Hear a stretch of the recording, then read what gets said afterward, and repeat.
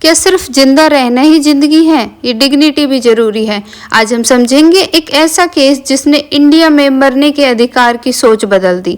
Harish Rana case. Harish Rana एक engineer student थे। साल 2013 में एक हादसे के बाद उन्हें ब्रेन इंजरी होती है और वो परमानेंट वेजिटेटिव स्टेट में चले जाते हैं। वो इस हालात में ना बोल सकते थे, ना समझ सकते थे, बस मशीन्स के सहारे उनकी सांसें चल रही थी। पूरे 13 साल तक उनकी हालात में कोई सुधार नहीं हुआ। डॉक्टर्स ने साफ कहा रिकवरी की कोई उम्मीद नहीं है। उनकी फैमिली हर दिन एक इमोशनल और मेंटल स्ट्रगल से गुजर रही थी। उनके मन में सिर्फ एक सवाल था, क्या सिर्फ सांस लेना ही जिंदगी है? आखिरकार फैमिली ने सुप्रीम कोर्ट का दरवाजा खटखटाया।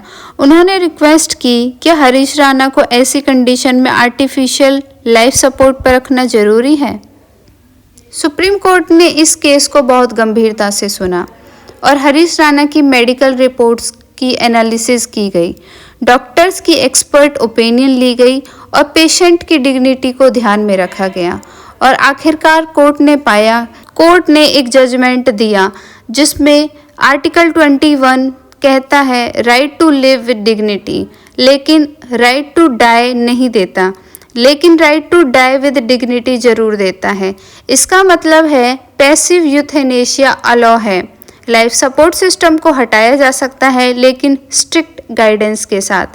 फैमिली की कंसेंट बहुत ज़रूरी है, मेडिकल बोर्ड से अप्रूवल लेना भी ज़रूरी है और कुछ लीगल प्रोसीजर फॉलो करना भी ज़रूरी है।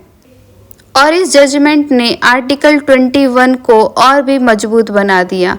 पहले right to live means right to live with dignity था और अब right to die with dignity है। ये था हरीश राणा केस और इसी तरीके के पॉलिटी के केसेस के लिए हमें फॉलो जरूर करें।